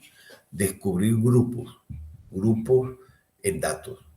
Entonces, esos grupos que tú construyes son segmentos. Si lo quisiéramos ver, si nos quisiéramos ir a esta idea que tienes de idea muestreal, es como que quisieras segmentar tu población. Eso sí te lo permite hacer estas técnicas, construir segmentos de población. Sí, ese creo que es el punto que quería tocar, por el mismo concepto que tiene Sí, esta técnica. sí. Entonces te permite descubrir segmento de población, sí, eso sí permite hacer. Pero lo que es importante, Luis, es que ese segmento de población que se construye es basado en las variables que me definen mi dataset. Entonces, él logra construir esos segmentos. Por ejemplo, en el caso inicial, cuando arrancamos el curso, yo les di un ejemplo en el que había 3 variables, que era la salarial, la edad, ahora no me acuerdo la tercera. Bueno, en ese caso, él me estaba construyendo segmentos de población basado en esas variables. Es decir, que eran segmentos de población donde el salario, la edad y el nivel educativo, era la tercera variable, era más o menos igual. Entonces, yo tengo aquí una población, un segmento de la población con este nivel salarial, educativo y de edad. Aquí tengo otro segmento, etc. Eso sí permite hacerlo. ¿Ok? Sí, eso era lo que estaba viendo, de que tiene ese punto Sí, bien interesante. sí, sí. Bueno, ¿algún otro comentario o nos vamos para este segundo grupo de técnica que va a ser el último que vamos a ver? Bueno, en este segundo, al igual que el anterior, fíjense que las técnicas anteriores eran basadas en distancia. Por eso era que hablábamos de distancia intragrupo e intergrupo, usando siempre la noción de distancia que hemos comentado hasta ahora. Y también ahí aparecía esa noción además de la de distancia, intergrupo, intergrupo, veíamos que el índice silueta podía jugar un buen papel para determinar dónde yo en el dendrograma iba a hacer el corte. Esto basado en prototipos es igual. Solo que aquí el prototipo es el famoso centroide. Entonces, yo lo que voy a tener en este caso es como el prototipo es como el patrón del clúster, del grupo. Entonces, el centroide es como el representante del grupo, porque es el prototipo, es el ejemplo, es el valor promedio de todas las características. Entonces, muy interesante lo que acabo de decir, porque estas técnicas basadas en prototipos, al yo calcular el centroide que me representa el patrón del grupo, miren que lo puedo utilizar ya para temas de interpretabilidad, de explicabilidad. Yo puedo usar a ese centroide como el patrón que me representa el grupo y dar una discusión sobre ese patrón. Entonces, muy poderoso porque esa noción de centroide pasa a ser muy importante. Y el algoritmo clásico de este grupo es CAMIN. CAMIN o CAMedias, medias por la noción de promedio. Entonces, fíjense que acá, esto, en el ejemplo que le estoy dando acá, estos serían mis datos originales. Entonces, ¿qué es lo que sucede? Al inicio, yo coloco aleatoriamente, en este caso, los centroides. Uno de los problemas que tiene CAMIN es que yo tengo, y digo que es un problema, pero hay una manera de resolverlo, es que yo tengo que definir el número de clúster que quiero construir. Entonces, en este caso, en este ejemplo, estamos suponiendo que son 3 clústeres. Entonces, yo tengo que definir ese número de clústeres, lo defino, digo que acá son 3, y coloco aleatoriamente los 3 centroides. Es muy sensible a eso, es decir, si los centroides los coloco muy mal, va a durar mucho más tiempo el algoritmo en converger que si los coloco mejor. Pero bueno, él llega a converger y a construir una clusterización bastante buena. Ahora, entonces yo al inicio coloco aleatoriamente los 3, en este caso que K igual a 3, los 3 centroides, y él empieza a agrupar los datos son los que están en gris. Él empieza a agrupar los datos en función de la cercanía a cada uno de los centroides. Entonces, por eso es que en esta primera iteración que ustedes ven acá, pues va a agrupar en el clúster rojo, verde y azul a los datos en función de su cercanía. Ahora, ¿qué pasa? Cuando él hace esta primera agrupación en función de la distancia, él tiene que recalcular los centroides, porque ahora sí tengo datos. Entonces, en ese recálculo de los centroides se me movieron. Fíjense que ahora, por ejemplo, el rojo se movió al único dato que tengo, es el único centroide. En cambio, el verde sí es el promedio de los verdes que agrupó, igual que el azul. Eso es lo que está sucediendo acá. ¿Ok? Se movieron los centroides. Y al moverse los centroides, tengo que reclasificar, reagrupar los datos. Entonces, vuelvo a, como el centroide es nuevo, vuelvo a reagrupar los datos en función de la cercanía al nuevo centroide. Entonces, sigo, pues hago lo mismo, reagrupo los datos. Fíjense que ahora siguen siendo los 3 mismos clústeres, pero con individuos totalmente distintos. Y en una tercera iteración, vuelvo a calcular el centroide, vuelvo a mover los datos, a hacer que migren de un lado para otro, y eso lo voy a hacer tantas veces hasta que dejen de moverse los individuos de un grupo a otro. Es decir, en ese momento converge el algoritmo. Entonces, un algoritmo, pues, que en ese sentido es bastante eficiente, porque yo tengo los K y empiezo a iterar hasta que te construyen grupos bastante sólidos. Es basado en distancia, porque lo que está hallando es la distancia de los datos a sus centroides. Los centroides los va a ir moviendo y ya cuando se deje de mover es que ha logrado construir los clústeres respectivos. Bueno, ¿qué cosas tiene interesante CAMIN? Bueno, primero que hay que definir el K, que es basado en distancia y que usa la idea del centroide como el patrón del grupo. Entonces, es una métrica de distancia hacia el centroide. Y deja de cambiar el centroide, en ese momento es el criterio de convergencia de CAMIN. Entonces, la idea es que yo arranco con una identificación aleatoria de esos centros. Si yo arranco con una buena aproximación de los centroides, por supuesto que va a converger mucho más rápido. Si coloco demasiado aleatorio, y entonces va a iterar mucho. Lo otro también es que depende, la distancia ojo, puede ser la distancia euclidiana, pero puede ser cualquier otra. Por eso es que en el caso de Camin, esa es una métrica importante. Que fíjense que en Camin ya hemos dicho que hay dos parámetros. Uno, el valor de K. ¿Cuál es el valor de K que le voy a dar al inicio? Y segundo, ¿cuál es la distancia que voy a usar? La clásica es la euclidiana, pero no es la única que podría usar por lo que hemos visto al inicio. Eso es algo también importante.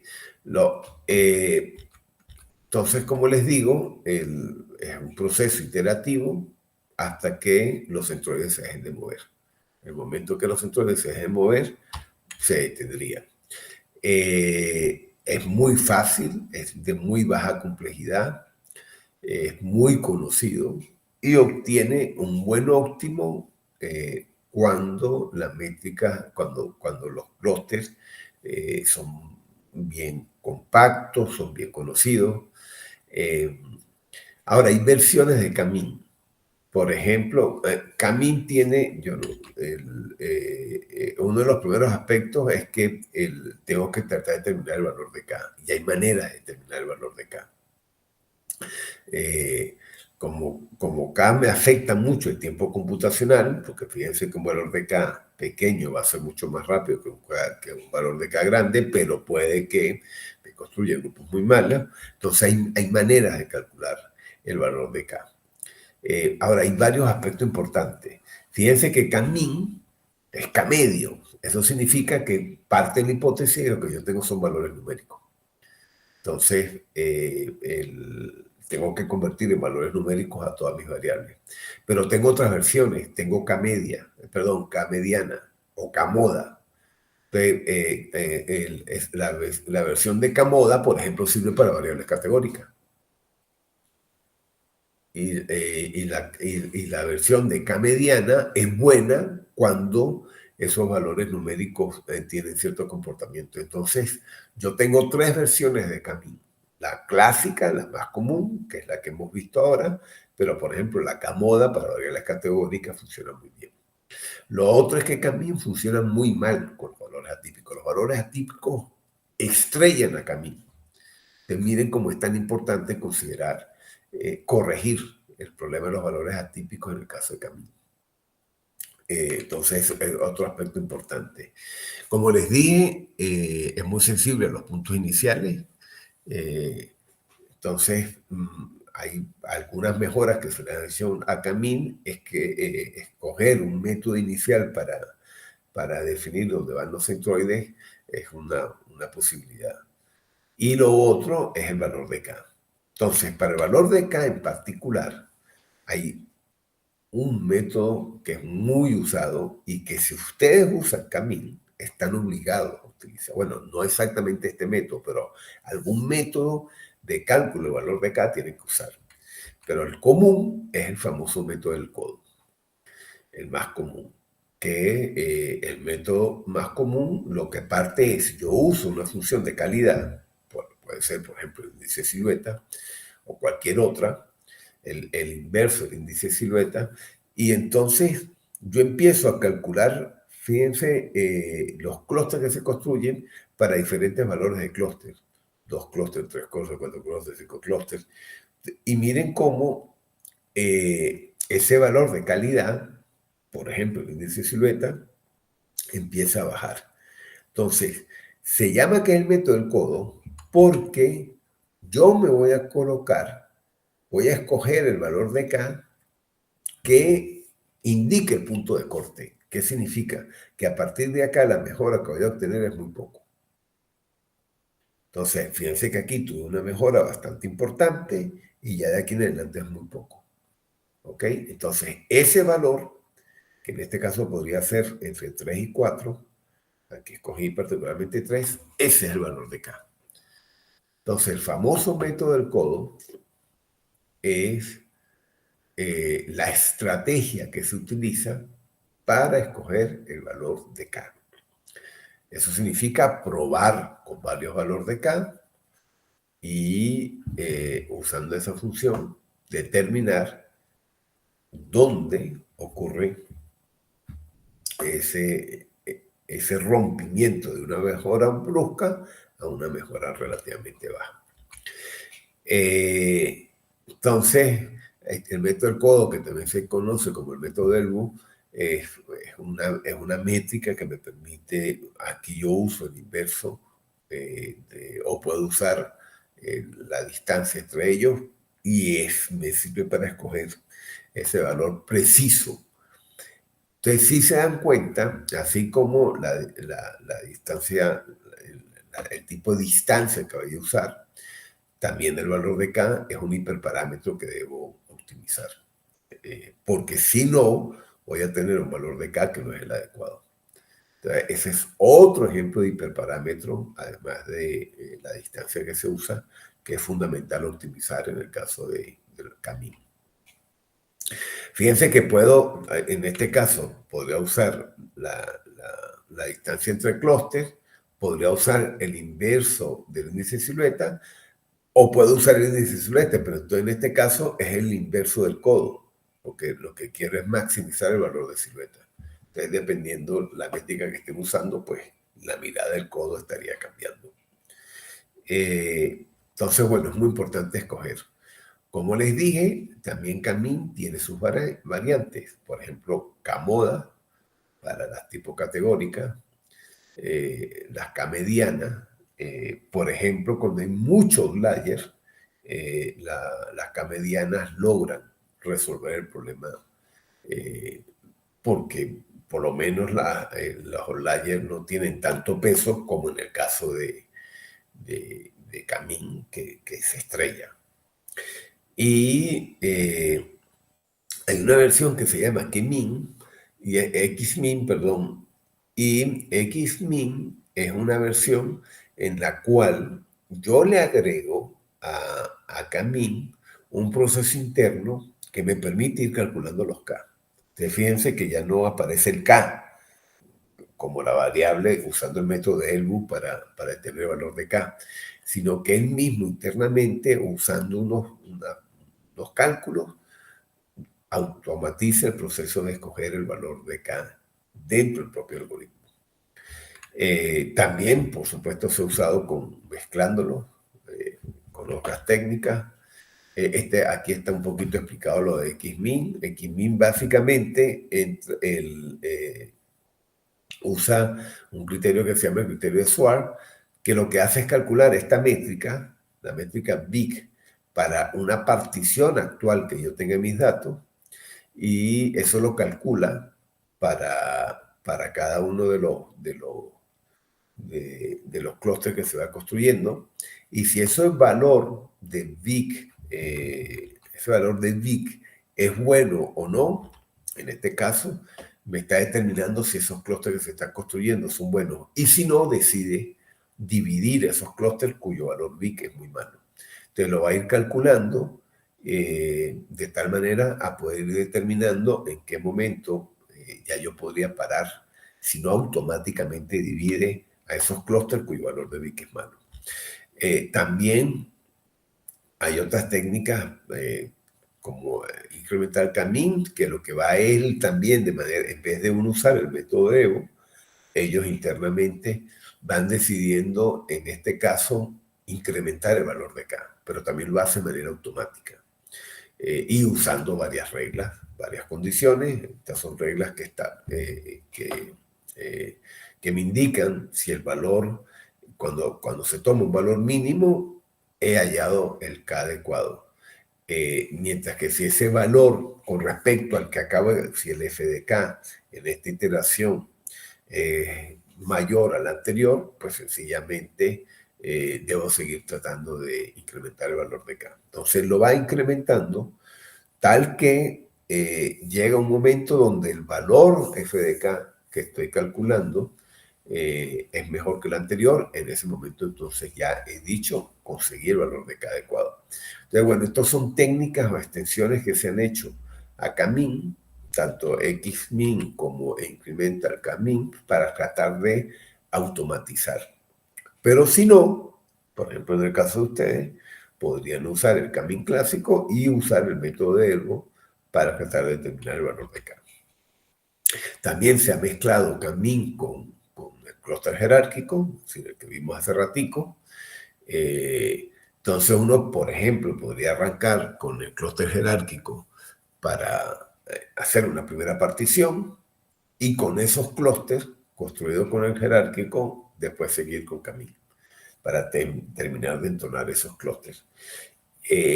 Yo el valor de K lo tomaría desde el clúster jerárquico, usando el dendrograma para determinar el punto de corte adecuado, y ahí, pues sobre esos K ya predefinidos, arranco para mejorar esta clusterización que el clúster jerárquico venía haciendo. Entonces, bueno, son mezclas posibles.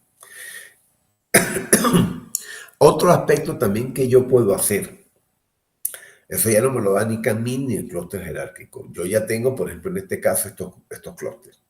Aquí construí, tengo varios clústeres. Entonces, yo cuando tengo estos clústeres, algunas decisiones que yo puedo tomar es, por ejemplo, unir clústeres. Entonces, yo podría perfectamente mezclar. Te podría ver, si, como estoy viendo aquí, que la distancia entre ellos son bastante pequeñas. Claro, aquí aparece otra noción que es densidad que no la hemos visto. Eso lo vamos a ver la semana que viene. Pero usando esa noción de densidad que veremos la semana que viene y la distancia entre los clústeres, yo puedo decidir unir. Entonces, fíjense que ahora tengo un solo clúster. O puedo hacer lo contrario. Fíjense que si este fuera el clúster y usando otros criterios, fíjense que aquí, en este caso son estos 3 criterios, en estos casos son estos 2, yo podría decidir dividir. Entonces, con esto el mensaje que les quiero decir es que a pesar de que yo hago una clusterización usando estas técnicas como Camín, como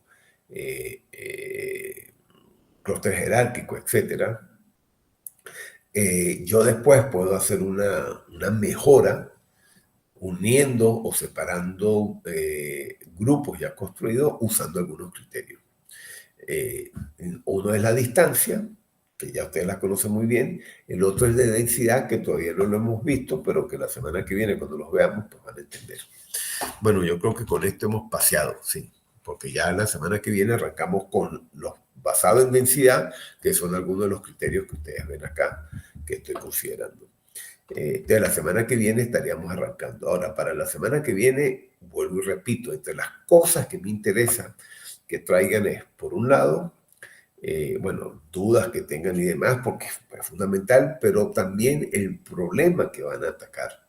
El dataset que están pensando estudiar, la función de similitud que están pensando considerar, las características de ese dataset, porque eso va a implicar que hay un proceso de tratamiento de preparación muy particular, porque si un dataset que tiene variables categóricas o si tiene datos en rangos muy grandes, pues hay pasos en particular que tienen que hacer. Entonces, eso es muy importante que ya ese dataset lo tengan más o menos caracterizado, que esa función de similitud la tengan reflexionada, para que vengan, me puedan hacer preguntas, podamos discutir dudas, de manera a prepararse ustedes para hacer bien la tarea. Por supuesto que en la primera parte vamos a ver otras técnicas, las basadas en densidad.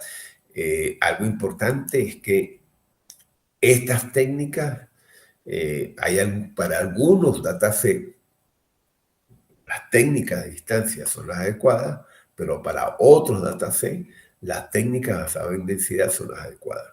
Es decir, que no todas las técnicas se pueden utilizar en todos los casos. Hay datasets donde tengo que usar métricas de distancia obligatoriamente y hay otros donde tengo que usar métricas de densidad. Entonces, bueno, eso es algo que terminaremos conversando. Ya vimos hoy, en el caso de las distancias, algunos ejemplos, pero si se acuerdan, les mostré una gráfica con ciertos comportamientos de los datos. Unos eran circulares, otros estaban todos en un cuadrado, ¿se acuerdan? Pero cuando hablamos del caso jerárquico para mostrar las distancias, y ahí vimos particularmente que fue este gráfico, si ustedes se acuerdan, ahí vimos que, ahí vimos pues que ya habían ciertos problemas con ciertas técnicas aglomerativas. Esto también sucede con Camín. Camín, para algunos de Camín, por ejemplo, para esto funciona muy bien, para este caso. Va a funcionar excelente Camín. Pero, por ejemplo, y para este también, Camín este caso lo va a resolver muy bien. Entonces, este caso lo resuelve muy bien y este también. Y este también podría resolverlo, pero en esto se estrella Camín. Camín en estos no sirve para esto. Para estos dos, con este también tendría problema Camín. Y aquí el aglomerativo vimos que con estos no todos los aglomerativos funcionaban bien. Entonces, bueno, van a ver, vamos a estudiar otras técnicas basadas en densidad que resuelven muy bien estos tipos de problemas. Entonces, por eso les digo que no todas las técnicas funcionan para todos los casos. Hay que tener mucho cuidado con eso. Bueno, con eso hemos cerrado la sesión de hoy. No sé si tienen algún comentario, alguna duda. Por mi parte, no, profesor. Bueno, gracias. Y nada, los espero entonces la semana que viene. Adelante. Gracias. Pasen buenas noches a todos. Bueno, Entonces, está bien. descansen. Bye, profe. Hasta luego. Luego.